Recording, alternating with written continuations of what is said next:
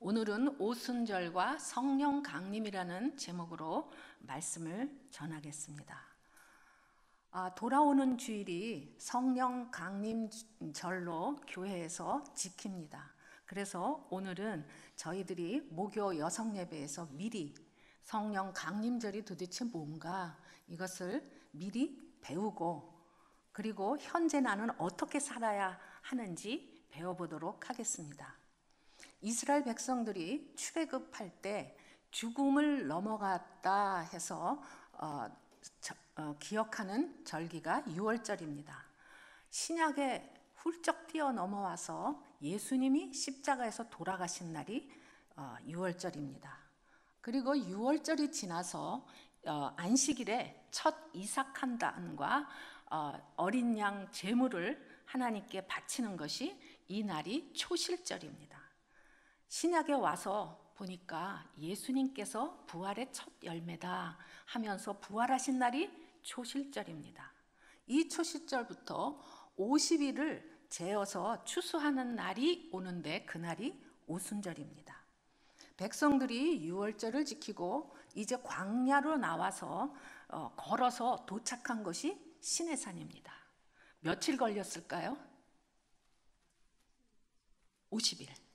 50일 걸렸습니다. 초실절부터 오순절까지 50일이죠. 그래서 모세가 시내산에서 십계명을 받을 때가 오순절입니다. 이렇게 시간을 맞추는 것이 굉장히 신기합니다. 구약에서 오순절은 하나님께서 땅에 열매를 주신 것에 대해서 기뻐하는 감사절기뿐만이 아니라 이스라엘이 시내산에서 말씀을 받았고 신약에 와서 성령 강림하실 때에 말로 서로 소통이 되었다, 이렇게 말씀에 써 있습니다. 결국 오순절과 성령 강림절은 하나님의 말씀을 받는 날이다라는 것을 알 수가 있는 것입니다. 그렇다면 예수님께서 승천하시고 보내시겠다고 하는 성령님이 오시기까지 하나님께서는 어떤 일을 준비하시는지 우리가 살펴보겠습니다. 먼저 본문 앞을 차근차근 살펴보겠습니다. 사도행전 1장 4절에서 6절입니다. 사도행전 1장 4절에서 6절입니다. 다 같이 읽어보시겠습니다. 시작. 그러자 모두 성령으로 충만함을 받고 성령께서 그들에게 말하게 하심을 따라 그들이 다른 방언으로 말하기 시작했습니다. 그때 세계 각 나라로부터 온 경건한 유대 사람들이 예루살렘에 머물고 있었습니다. 그런데 이런 소리가 나자 많은 사람들이 모였는데 각자 자기들의 언어로 제자들이 말하는 것을 듣고 모두 어리둥절했습니다.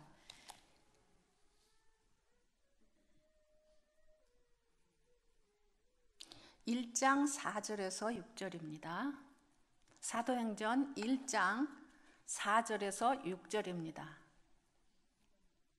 제가 읽겠습니다. 사도와 함께 모이사 그들에게 분부하여 이르시되 예루살렘을 떠나지 말고 내게서 들은 바 아버지께서 약속하신 것을 기다리라. 요한은 물로 세례를 베풀었으나 너희는 몇 날이 못 되어서 성령으로 세례를 받으리라 하셨느니라. 아멘. 예수님께서 부활한 후에 40일 동안 이 땅에 계시면서 많은 사람들을 만나셨습니다. 그리고 하나님의 나라는 이런 것이야 라고 말씀하셨습니다. 예수님께서 너희는 예루살렘을 떠나지 말고 성령으로 세례를 받을 것이야 라고 말씀하십니다. 예수님께서 이렇게 말씀하시자 제자들이 엉뚱한 질문을 합니다. 예수님께서 살아계시는 동안에 하나님 나라에 대해서 여러 번 말씀을 하셨습니다. 그러나 제자들은 이게 무슨 뜻인지 못 알아들었습니다. 사도행전 2장 17절입니다. 사도행전 2장 17절 제가 읽겠습니다. 하나님이 말씀하시기를 말세에 내가 내 영을 모든 육체에 부어주리니 너희의 자녀들은 예언할 것이요 너희의 젊은이들은 환상을 보고 너희의 늙은이들은 꿈을 꾸리라. 베드로가 설교를 하면서 구약의 요엘 말씀을 인용하는 것을 볼 수 있습니다. 유대인들은 성령을 부어주시는 때가 종말이라고 생각했습니다. 그런데 예수님께서 성령을 받으라 라고 하시니까 제자들이 궁금해집니다. 종말이 되어야지 성령을 받는 건데 예수님이 지금 이렇게 말씀하신다면 지금이 종말인가? 이렇게 헷갈리는 것입니다. 지금이 마지막 때라면 이스라엘의 회복은 어떻게 되는 것이죠? 이스라엘 나라는 이대로 로마의 속국으로 핍박을 받으면서 그냥 이대로 끝나는 것입니까? 라고 예수님한테 물어봅니다. 제자들이 갖고 있는 두 가지 고정관념이 있습니다. 하나는 하나님의 나라는 힘과 권력으로 세워져서 강한 로마를 해방시키는 나라가 하나님의 나라다 이렇게 생각했습니다. 또 하나는 다른 이방 민족에게는 해당이 안 되고 이스라엘 민족 안에서만 하나님의 나라가 이루어진다라고 생각했습니다. 이런 제자들의 잘못된 생각을 고쳐주시는 말씀이 다음 말씀입니다. 사도행전 1장 7절에서 8절입니다. 사도행전 1장 7절에서 8절 다 같이 읽어보시겠습니다. 시작. 예수께서 그들에게 말씀하셨습니다. 그날과 그때는 아버지께서 자신의 권세로 정하셨으니 너희가 알 것이 아니다. 그러나 성령께서 너희에게 오시면 너희가 권능을 받고 예루살렘과 온 유대와 사마리아와 땅끝까지 이르러 내 증인이 될 것이다. 아멘. 예수님께서는 제자들이 질문하는 것에 대해서 답을 이렇게 하십니다. 이스라엘이 회복되는 거 너 그런 거 신경 쓰지 마. 그것은 하나님의 일이야. 너희가 알 바가 아니다. 라고 제자들이 원하는 답을 거절하십니다. 그렇다면 제자들이 생각하는 하나님의 나라와 예수님께서 말씀하시는 하나님의 나라는 어떻게 다르고 어떻게 하면 우리가 하나님의 나라를 세우는 데에 일원이 될 수 있을까요? 첫째로 성령이 임하시면입니다. 성령이 임하시면 하나님 나라의 일원이 될 수 있습니다. 하나님 나라가 어떻게 세워질까에 대해서 예수님께서 말씀하십니다. 너희가 생각하는 것은 힘으로, 완력으로 하나님의 나라가 세워진다고 생각하는데 그것이 아니라 성령이 너에게 임하면 하나님의 나라가 세워진다는 것입니다. 여기에 성령이 임하면 이것이 예수님께서 세상 나라를 점령하는 방식입니다. 우리가 당면한 문제를 어떻게 하면 해결할까? 그래서 사람을 찾아가고 또 돈으로 해결하고 또 높은 지위에 있는 사람의 힘을 빌려서 해결하라고 합니다. 그런데 그렇게 해도 잘 해결되지가 않습니다. 그렇게 되면 그제야 하나님께서 계시는 것을 생각하고 폐장병처럼 힘이 다 빠져서 새벽 기도를 나오게 되고 하나님 앞에 항복하는 것이 우리의 현주소입니다. 내가 처해 있는 자리에서 증인의 삶을 산다는 것은 힘과 권력을 가지고 하는 것이 아니라 내 안의 세속적인 욕망과 결코 사랑할 수 없는 사람을 끌어안는 능력입니다. 이것을 성령께서 할 수 있도록 하십니다. 내 심령 안에 성령이 계시느냐 아니냐에 따라서 현실을 받아들이고 이길 수 있는 힘을 갖게 되며 살아낼 수 있는 실력이 생기는 것입니다. 이만큼 성령님은 아주 중요합니다. 두 번째로 권능을 받으면입니다.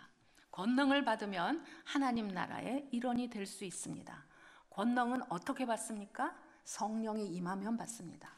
권능이 왜 필요합니까? 하나님의 나라를 세우기 위해서 필요합니다. 제자들은 어떤 사람들이었습니까? 예수님을 부인하고 도망갔습니다. 그리고 돌아가신 후에는 다락방에 숨어서 무서워했던 사람인데 예수님께서 너희가 권능을 받으면 하나님의 나라를 세우기 위해서 증인이 될 것이다 라고 말씀하십니다. 여러분들이 기억해야 할 것은 이 예수님입니다. 이 예수님은 내가 존재인지, 내가 얼마나 실력이 있는지, 무엇을 많이 가지고 있는지 이런 거 상관하지 않습니다. 이 제자들이 믿음이 없이 다 도망을 갔습니다. 그런데도 불구하고 그 사람들에게 너희에게 성령이 임하면 권능을 받고 너희가 나의 증인이 될 것이야. 이렇게 기대를 한다는 것입니다. 그래서 우리에게도 소망이 있죠. 현실의 문제가 힘드십니까? 가족 중에 정말 힘들게 하는 분이 계십니까? 이런 현실이 우리 앞에 큰 산처럼 버티고 있습니다. 어떤 때는 숨이 탁 막힙니다. 내 인생이 계속 이 지경으로 살 것인가? 앞으로 나의 인생은 어떻게 되는 거지? 하면서 근심과 걱정과 불안과 초조에 휩싸여 있습니다. 그러나 성령이 내 안에 계시면 문제나 사람을 무서워하지 않으며 아직 일어나지 않는 일에 대해서 두려워하거나 쓸데없는 생각들을 하지 않도록 만들어 주시는 분이 성령님이십니다. 문제를 보고 두려워서 꼼짝달싹도 못하는 심령에게 성령이 임하면 힘든 문제는 더 이상 문제가 되지 않습니다. 여기서 증인이라는 단어는 순교자라는 뜻이 있습니다. 권능이 필요한 중요한 이유는 삶의 끝자락까지 인내하면서 완주해야 하기 때문에 성령님이 필요한 것입니다. 예수님께서 십자가를 지시고 끝까지 하나님께 순종하는 순교자의 삶을 사신 것입니다. 성령께서 주시는 권능은 죄로 인해서 하나님과 우리가 원수되었던 그 사이를 예수님이 목숨까지 내어놓으시고 끌어안으시는 능력입니다. 우리를 그렇게 가치 없는 자를 끌어안으셨다는 겁니다. 성령께서는 나를 괴롭히는 대상을 치워주시는 것이 아니라 그를 끌어안을 수 있는 능력을 주시는 분입니다. 성령님은 우리의 성숙에 관심이 있기 때문에 그렇습니다. 문제를 치워주지 않으시고 그 문제를 통해서 우리가 날마다 배워가며 하나님을 더 알아가며 성숙해지기를 원하십니다. 증인의 삶은 십자가의 순종과 희생이 없으면 이루어지지 않습니다. 그러므로 여러분 피하거나 도망가거나 포기하려는 마음을 버리십시오. 더 고난이 길어질 뿐입니다.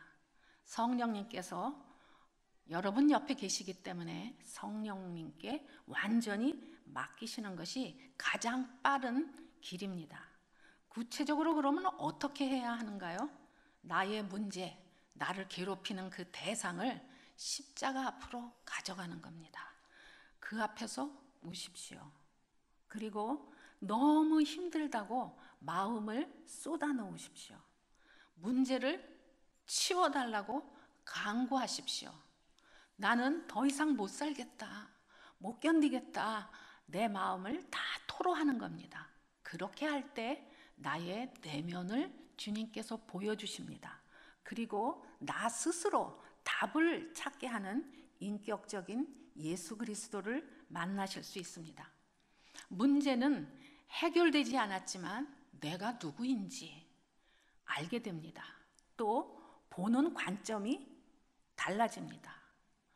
그래서 십자가 앞에서 답을 찾는 것이 하나님의 응답입니다. 문제 해결이 응답이 아니고 그 문제에서 하나님을 발견하는 것이 하나님의 응답입니다. 세 번째로 증인으로 살면입니다. 하나님 나라의 일원이 되려면 증인으로 사는 것입니다. 증인의 삶의 처음 시작은 어디서부터 해야 하는 것일까요? 첫 번째로 예루살렘에서 증인이 되는 것입니다. 제자들에게 예루살렘은 어떤 곳입니까? 예수님을 따라다니면서 3년 동안 너무 즐겁고 많은 기적을 가졌고 좋은 추억의 장소입니다. 그러나 예수님을 배반했던 자리요, 실패의 자리요, 상처의 자리요, 도망간 자리입니다. 3년간 존경했던 선생님이 그곳에서 십자가에서 처형된 장소입니다. 그리고 예루살렘 하면 고개를 들지 못하는 죄책감의 자리입니다. 또한 제자들은 선민의식이 있었고 예루살렘이라는 그 최고의 도시라고 생각하는 민족주의적 자만심을 갖고 있는 곳입니다. 그런데 예수님께서 뭐라고 말씀하시냐면 권능을 받고 그것을 떠나라 라고 말씀하시는 것입니다. 과거에 여러분들 굉장히 잘 사셨죠? 금송아지도 있었고 또 굉장히 똑똑해서 학벌도 좋고 건강했고 한미모 또 했습니다. 그래서 현재와 비교해가지고 너무나 낭망하고 우울하고 비참해하는 분들을 여러 분 만나봅니다. 내가 왕년에 이거를 버리셔야 됩니다. 왜냐하면 지금의 내가 납니다. 과거로 돌아갈 수 없습니다. 먼저 해야 할 일은 내 자신 내면의 문제입니다. 내 안의 아픔을 하나님께 쏟아 놓으십시오. 사람은 누구나 상처와 실패의 아픔이 있습니다. 내 안에 상처가 회복되어야 예루살렘에서 시작하여서 하나님의 말씀이 내 안에 들어와 회복되고 제자의 삶을 살 수 있는 것입니다. 모두 성령을 받기를 원하시고 성령 충만하기를 원하시죠? 성령을 어떻게 받습니까? 말씀에 있습니다. 사도행전 2장 38절입니다. 사도행전 2장 38절 다 같이 읽어보시겠습니다. 시작. 이때 베드로가 말했습니다. 회개하십시오. 그리고 여러분의 죄를 용서받기 위해 예수 그리스도의 이름으로 여러분이 각각 세례를 받으십시오. 그러면 여러분이 성령의 선물을 받게 될 것입니다. 아멘. 하나님께 회개하고 세례를 받고 제사함을 받으면 성령을 선물로 주신다라고 말씀하십니다. 그동안 내가 가장 선하고 착해. 내가 항상 선택하는 것은 옳았어 라고 하는 그 왕노릇을 접고 하나님이 왕이십니다. 하나님의 통치를 받겠습니다 라고 하는 것이 회개입니다. 길을 가다가 유턴하죠. 유턴해서 하나님께 돌아가는 것이 회개입니다. 그럴 때 성령께서 여러분의 마음 안으로 들어오셔서 가르쳐 주시고 내 안에 하나님의 나라가 세워지게 됩니다. 두 번째로 권능을 받고 증인이 되어야 하는 것은 유대와 사마리아입니다. 유대와 사마리아의 관계를 여러분들이 성경을 읽으시면 많이 아실 것입니다. 물과 기름입니다. 서로 상종하지 않는 원수지간입니다. 아수르의 침공으로 인해서 많은 이방인들을 사마리아에다 데려와서 혼혈이 되었습니다. 그래서 나중에 유대인들이 혼혈족이라고 취급도 하지 않았습니다. 남쪽에서 북쪽으로 올라갈 때 직선으로 올라가면서 사마리아를 지나가지 않고 바깥으로 먼 길을 돌아서 가는 것이 유대인들입니다. 그만큼 싫어하는 관계죠. 여러분들 가운데 관계에 어려움이 있으십니까? 이런 것들이 하나님과 나 사이에 막힌담이 되어서 증인의 삶을 살지 못합니다. 그러나 성령이 임하시고 권능을 받으면 순종하게 됩니다. 이것이 증인의 삶입니다. 그렇기 때문에 복음 따로 삶 따로 있을 수가 없는 것입니다. 그러나 우리 안에는 전혀 이것을 할 수 있는 능력이 없는 게 문제입니다. 예루살렘에서 증인이 되어야 유대와 사마리아까지 증인이 되는 것처럼 먼저 내 안의 상처를 성령님께서 치유해 주셔야 다른 사람과의 관계가 회복될 수 있습니다. 그러나 여러분들이 상처를 그대로 놔두고 꽁한 마음으로 계신다면 여러분들은 교회에 오고 예수님을 믿는다고 하지만 항상 분노와 갈등으로 괴로울 것입니다. 우리의 인생이 얼마 남아있는지 모릅니다. 살아있을 때 섭섭했던 그 상대, 내가 미워하는 그 상대를 위해서 기도하셔야 합니다. 성령께서는 그렇게 기도하실 때 여러분과 함께 문제를 풀어가시기를 원하시고 기쁨도 함께 나누기를 원하셔서 기도를 기다리고 계십니다. 성령님은 상대의 마음을 부드럽게 준비시키십니다. 시간이 됐을 때 만나게 하시고 전화하게 하십니다. 놀랍게도 만나보면 쉽게 막힌 담이 무너지는 것을 봅니다. 아니, 이렇게 쉬운 것이었어? 하고 깜짝 놀라실 것입니다. 지난 주말에는 제가 북가주에 갔다 왔습니다. 옛날에는 교회를 다녔지만 여러 가지 삶이 어려움으로 교회를 떠난 분입니다. 그리고 대수술을 했다는 소식을 들었습니다. 여러 주에 흩어져 산 사람들이 마음을 하나로 합해서 세 사람이 비행기를 타고 한 곳에 모였습니다. 우리는 호텔에서 간절히 예배드리고 기도하고 병실을 찾았습니다. 얼마나 긴장이 되었는지 모릅니다. 서로 관계가 좋지 않아서 연락도 안 한 지 오래되었고요.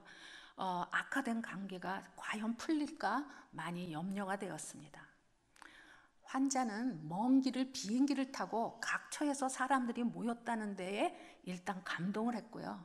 수술을 한 터라 마음이 많이 약해져 있었습니다. 그 악화된 관계에 있던 두 사람이 너무 반갑게 화해하는 것을 목격하게 되었습니다. 정말 감동이었습니다. 우리에게 필요한 것은 먼저 믿은 사람이 한 발자국 내디디겠다는 순종과 또 성령님의 그 권능이 함께 일을 하시는 것입니다. 우리는 함께 예배를 드리면서 주님이 주시는 평안함과 넘치는 기쁨을 맛보았습니다. 결국 관계 회복은 왜 하라고 하십니까? 하나님을 위해서가 아니라 바로 나 자신을 위해서 하나님께서 요구하시는 것입니다. 셋째로 땅끝에서 증인의 삶을 살라고 하십니다. 예수님께서 말씀하실 당시에 땅끝은 로마였습니다. 가장 세상에서 그 당시에 강대국이었고요. 좀처럼 망할 것 같지 않는 위협적인 장벽이면서 결코 어떤 세력 앞에서도 무릎을 꿇지 않는 교만의 상징이 로마였습니다. 그러나 사도행전을 보면 사도들이 성령을 받고 그들에 의해서 복음이 여러 곳으로 흩어진 것을 보면 이 높은 로마라는 장벽도 넘어갔음을 알 수 있습니다. 여러분의 가장 힘들고 약한 부분이 어디입니까? 여기가 끝이야, 나는 여기까지야 라고 생각하는 바로 거기가 땅끝입니다. 거기까지 가라고 예수님께서 말씀하시는 것입니다.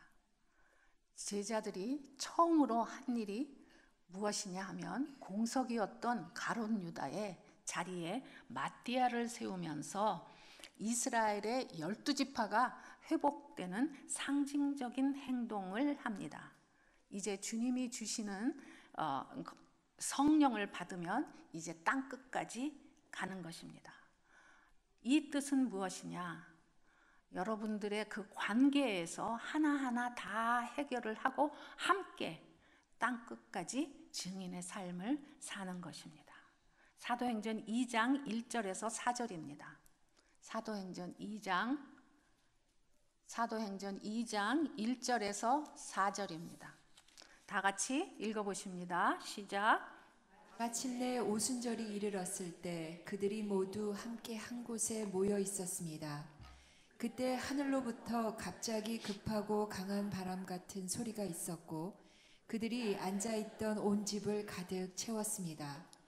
그리고 마치 불같은 혀들이 갈라지는 것이 그들에게 나타나 그들 각 사람 위에 임했습니다. 그러자 모두 성령으로 충만함을 받고 성령께서 그들에게 말하게 하심을 따라 그들이 다른 방언으로 말하기 시작했습니다. 아멘. 매년 6월절이 되면 각 나라에 퍼져 있던 경건한 유대인들이 하나님께 제사를 드리기 위해서 전부 예루살렘으로 모입니다. 근데 와보니까 한 젊은이가 십자가에서 죽었다면서 엄청 시끄럽습니다. 얼마 있다 보니까 또 시체가 없어졌다고 하면서 그가 살아났다는 것입니다. 그리고 40일 동안 여기에 스르륵 나타났다 저리에 스르륵 나타났다 없어지면서 사람들을 만나고 밥도 먹고 또 못 박힌 손과 발을 만져보라고 했다는 것입니다. 그러니까 이 사람들이 고향으로 돌아가지를 못하고 오순절까지 있게 되었습니다. 오순절에 함께 모여서 이제 기도하고 있는데 성령께서 임하시니까 강한 바람과 같은 소리와 불의 혀처럼 갈라지는 것을 보게 되었다라고 말합니다. 이 외국에서 온 경건한 유대인들은 오순절을 마치면 이제 각자 나라로 돌아갈 것입니다. 이들은 돌아가서 무엇을 합니까? 나사렛 예수가 메시아이다. 죽음에서 부활하고 하늘로 승천했다. 이 복음을 자기 고향에다가 전할 수 있는 절호의 기회가 오순절입니다. 2장 5절에서 8절입니다. 2장 5절에서 8절 시작. 그때 세계 각 나라로부터 온 경건한 유대 사람들이 예루살렘에 머물고 있었습니다. 그런데 이런 소리가 나자 많은 사람들이 모였는데 각자 자기들의 언어로 제자들이 말하는 것을 듣고 모두 어리둥절했습니다. 그래서 그들은 놀라 이상하게 여기며 말했습니다. 보십시오. 지금 말하고 있는 이 사람들은 모두 갈릴리 사람들이 아닙니까? 그런데 우리가 각자 태어난 곳의 말로 듣고 있으니 어찌 된 일입니까? 아멘. 각 사람 위에 성령이 임하게 됩니다. 갈릴리가 고향인 제자들이 각처에서 온 사람들에게 이제 설교 하나님의 말씀을 전하는데 그 자리에 모인 사람들이 다 알아듣는다는 것입니다. 그러면서 깜짝 놀라는 것이 아니 갈릴리 촌놈들이 웬일이야? 무식한 놈들이 성령 강림의 통로로 쓰이잖아. 이것에 놀랐다는 것입니다. 오순절에 제자들에게 주셨던 방언은 사람들이 알아들을 수 있는 방언이었습니다. 여러 나라에서 온 사람들이 제자들의 설교를 듣고 각자가 자기네 나라 말로 들었다는 것입니다. 2장 9절에서 13절 읽어보시겠습니다. 시작. 우리는 바데 사람들과 메데 사람들과 엘림 사람들이며 메소포타미아, 유대, 갑보도기아, 본도, 아시아, 부르기아, 밤빌리아, 이집트 그리고 구레네에 가까운 리비아 지역들에 사는 사람들이며 로바로부터 온 나그네 된 유대 사람들과 유대교로 개종한 사람들이며 크레타 사람들과 아라비아 사람들인데 우리는 지금 저들이 말하고 있는 하나님의 큰 일들을 우리 각자의 말로 듣고 있습니다. 그러자 모든 사람들이 놀라 당황해 이것이 도대체 어찌된 일입니까? 하고 서로에게 말했습니다. 그러나 어떤 사람들은 그들이 세술에 취했다라고 조롱하며 말하기도 했습니다. 15개의 언어로 하나님께서 하신 일을 설교하니까 이 사람들이 다 알아들었다는 것입니다. 하나님께서는 제자들이 땅끝까지 하나님의 나라에 대해서 복음을 이제 전해야 하기 때문에 오순절을 택하셔서 각 나라의 언어를 제자들에게 내려주십니다. 이것은 굉장히 특별한 사건입니다. 항상 이런 것은 아닙니다. 여기서 우리가 주목해야 할 것이 있습니다. 기적보다 더 중요한 것은 기적을 주시는 하나님이 의도가 무엇인지 제대로 깨달아야 하는 것입니다. 그래야 우리의 삶의 방향을 제대로 잡을 수 있습니다. 오순절은 애굽의 종살이에서 해방시키고 감사하며 새 곡식을 하나님께 드리는 절기입니다. 시내산에서 말씀을 주심으로 이제 새로운 언약 백성으로 출발하고 이제 떠나는 겁니다. 바벨탑 사건도 여러분들 아시죠? 바벨탑에서 언어의 혼잡으로 사람들이 열봉으로 흩어졌는데 여기 오순절에 오니까 성령 강림으로 인해서 흩어졌던 많은 사람들을 모으고 하나님의 백성으로 세상을 품는 그리스도인이 되도록 하는 것이 하나님의 뜻이라는 것입니다. 드디어 교회의 시대가 열리는 아주 중요한 순간입니다. 요한복음 14장 14절에서 17절입니다.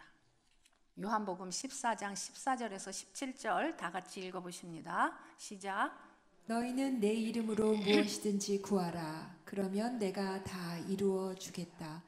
너희가 나를 사랑한다면 내 계명을 지킬 것이다. 내가 아버지께 구할 것이니 아버지께서 너희에게 다른 보혜사를 보내셔서 너희와 영원히 함께 있도록 하실 것이다. 그분은 진리의 영이시다.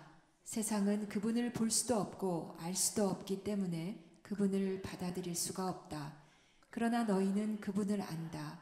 그분이 너희와 함께 계시고 또 너희 안에 계실 것이기 때문이다. 아멘. 예수님을 사랑하는 우리의 간절한 마음과 하나님께 순종하겠다는 결단하는 태도가 중요합니다. 예수님께서 성령님을 우리에게 보내셔서 함께 계시도록 하겠다고 약속을 하셨습니다. 이것을 꽉 붙드셔야 합니다. 인생이 힘들고 괴롭습니까? 성령님이 내 인생에 그만큼 중요합니다. 성령이 오셨으므로 울타리 안에만 머물면서 이기적이고 편협한 좁은 소견을 갖는다면 하나님의 깊은 뜻을 모르는 겁니다. 성령에 의해서 기적이 나에게 일어나서 내 이 문제가 좀 해결돼야지 이런 데에 집중하게 됩니다. 오순절의 성령 사건을 오해하게 됩니다. 하나님께서는 우리에게 이렇게 성령이 임하셔서 이 성령님이 우리 안에 들어오셔서 우리에게 권능을 주시고 우리가 증인의 삶으로 살 수 있도록 능력을 주시는 분입니다. 그렇기 때문에 성령이 임하셨다 하는 것을 오해를 하시면 오순절 사건이 뭐를 말하는지 하나님의 의도를 모르게 됩니다. 이 하나님의 의도는 이제 언약 백성으로 새 출발을 했고 바벨탑 사건에서 모든 것들을 흩으셨지만 이제 다 모으셨습니다. 그리고 무엇을 합니까? 증인의 삶을 살면서 하나님의 나라를 이루어 가기를 원하시는 것이 하나님의 뜻이라는 것입니다. 그러면 그것이 하나님의 나라가 먼 일인가요? 그것이 아니죠. 내가 있는 그 장소에서 하나님의 나라를 이루는 것입니다. 그러면 어딘가요?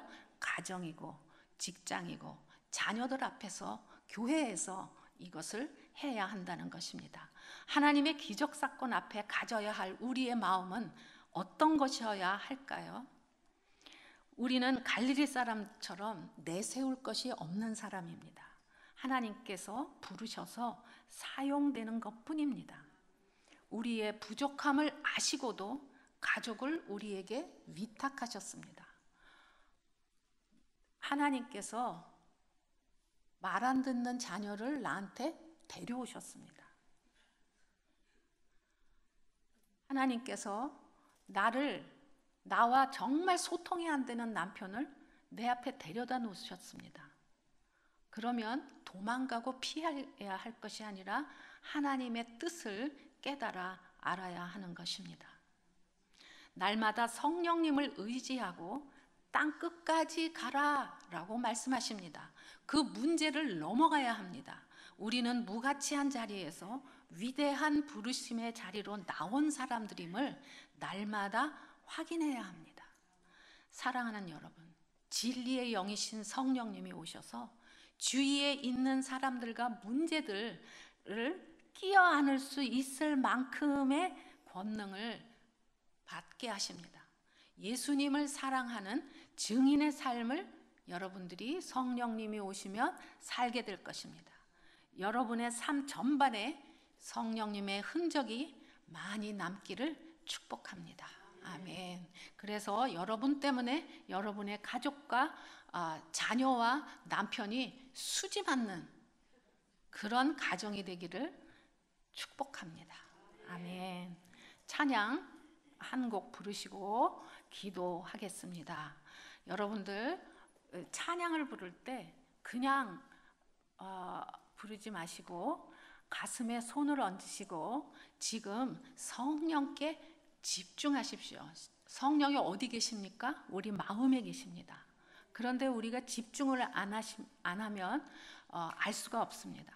내 안에 계신 성령님께 집중을 하시고 고백을 하시는 것입니다. 여러분들이 찬양을 드릴 때, 기도를 드릴 때 여러분 한 분 한 분에게 성령께서 머리에 기름을 부으실 것입니다. 그러면 그대로 받으십시오. 그리고 여러분 내면 안으로 들어오셔서 여러분들을 치료하실 것입니다. 온 마음과 정성을 다해서 성령님께 고백하시겠습니다. 악화된 관계를 회복시켜 주시옵소서. 지금 이 시간 기억나는 사람이 있습니까? 그 이름을 불러가며 하나님 앞에 나아갑니다. 그 이름을 주님 앞에 내어놓고 기도하십시오. 막힌 담을 제거하여 주셔서 이제는 하나님의 말씀을 제대로 듣고 모든 생각과 신앙생활이 기본으로 기초로 돌아가기를 원합니다. 성령께서 말씀하시는 것을 가감없이 받게 하옵소서. 막힌 담과 부딪히는 돌부리가 없게 하시고 성령께서 완전히 저희를 점령하여 주셔서 저희의 내면을 치유하여 주옵소서. 이제 주님 앞에 간구하면서 성령께서 말씀하시는 것을 그대로 받으시고 성령께서 마음을 터치하실 때 아멘으로 받기를 원합니다. 주님을 조용히 부르시면서 기도하십니다.